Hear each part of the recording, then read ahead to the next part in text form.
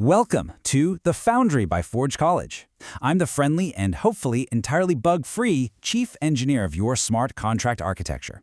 We're jumping right into this explainer on proxy patterns today, which is a core part of our Understanding Proxy Patterns module in the Intermediate Solidity Projects track. So let's dive right in.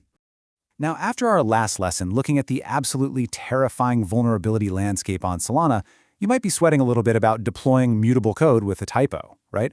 I mean, think about it. If we literally can't change the code once it's locked into the blockchain, how on earth do we fix our bugs? It is definitely one of the most persistent, stress-inducing questions for any Web3 developer out there. Here's our quick agenda for today. The immutability problem, enter the proxy pattern, the magic of delegate call, the proxy upgrade workflow, and finally, storage layouts and trade-offs. Section 1. The immutability problem. So the core concept here is super simple but incredibly profound. Smart contracts are permanently frozen in state after deployment. And look, immutability is fantastic for building trust, for sure. But it's absolutely terrifying if you discover a zero-day security hole. Without a workaround, you'd be forced to deploy a brand new contract and beg every single one of your users to manually migrate their funds. It's just a complete logistical nightmare, and honestly, a really great way to lose your community. Section 2. Enter the proxy pattern. The blueprint for escaping this immutability trap is the proxy pattern. This is a deliberate architectural separation between a contract's persistent storage, which lives in the proxy, and its execution logic, which lives over in a separate implementation contract. You can kind of think of it like a restaurant. The street address and the front door host stay exactly the same forever, but you can quietly swap out the entire kitchen staff in the back whenever you need a new menu, and the customers walking through the front door are totally none the wiser. The architectural benefits of this setup are absolutely massive. Proxies let us upgrade our logic seamlessly for bug fixes or cool new features, all while keeping our identity entirely stable. That stability means off-chain services, front ends, and other interacting contracts don't have to constantly update their links to a new address. It also gives us crucial fault tolerance. If something goes catastrophically wrong, an admin can just point the proxy to a safe, empty contract, which effectively acts as a giant emergency stop button. Section 3. The magic of delegate call. To understand how the proxy borrows this new kitchen staff without losing its own memory, we have to look at how we make calls. There is a clear mechanical distinction here.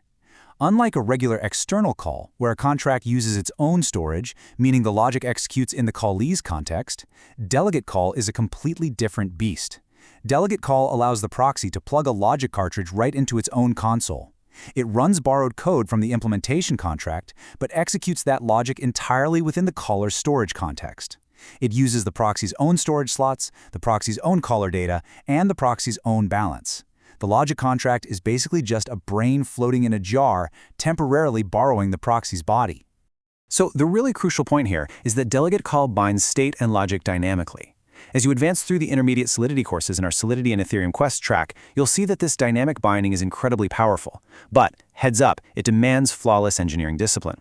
If your proxy and your implementation don't agree on exactly how the data is organized, you're going to accidentally overwrite critical state variables, and suddenly your user's token balances are reading as zero. Yeah, definitely not ideal. Section 4. The proxy upgrade workflow. Because delegate call is so sensitive, you absolutely must follow a very specific schematic to ensure everything wires up correctly. It goes strictly in this order. Step 1. Deploy the logic, which is your implementation contract. Step 2. Deploy the proxy, pointing its initial reference to that logic contract. Step 3. Initialize the variables through the proxy, so the startup values are saved directly in the proxy's persistent storage. And finally, Step 4. Eventually roll upgrades via a secure admin function that just swaps the proxy's implementation pointer to a brand new address. Notice how I heavily emphasized initializing through the proxy. There is a non-negotiable rule in this workflow. Never, ever rely on constructors for persistent state in a proxy setup. If you do, that data gets trapped forever in the logic contract storage, completely invisible to the proxy. It's essentially like throwing your data into a black hole. To solve this, you always have to use initialization functions instead of constructors. Section 5. Storage layouts and trade-offs. Now, if variables misalign during an upgrade, say you accidentally insert a new variable before an old one, your entire state data gets misread. To prevent this data corruption, we use three main architectural approaches. First up is unstructured storage, like the EIP 1967 standard. This uses Kakak hashes to tuck proxy admin pointers into randomized, fixed slots, pretty much eliminating collision risk. Second, we have storage gaps, where you reserve arrays of unused variables in your base contracts just to leave room for future additions.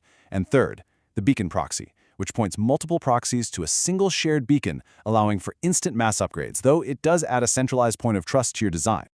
Of course, every clever engineering trick has a cost, right? Proxies are a powerful illusion, but they aren't free. They add a permanent gas overhead for that extra indirection, because every single call has to be forwarded.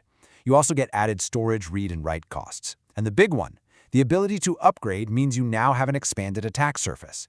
If a hacker gets the admin keys, they can easily swap your logic for a malicious contract that just drains everything. So this requires absolutely bulletproof governance and admin controls. If you remember literally only one note from today's blueprint, make it this. Always maintain a strict, uncompromising separation between your proxy state holder and your executable implementation logic.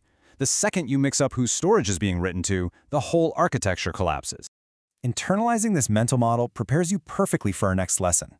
Now that we understand the high-level schematic and why these proxies exist in the first place, we're going to get our hands dirty. We'll be translating this architecture into low-level delegation code, exploring exactly how call data and memory are managed under the hood. Thanks so much for joining me for this technical explainer from Forge College. I really hope this structure helps demystify the magic of immutable upgrades for you. To dive deeper into the subject and continue your intermediate Web3 learning journey, please go ahead and visit forge.college. But before you go, consider this. If an admin holds the keys to completely swap out a proxy's logic at any moment, is a proxy-based smart contract ever truly decentralized? I'll let you chew on that. See you on the next schematic.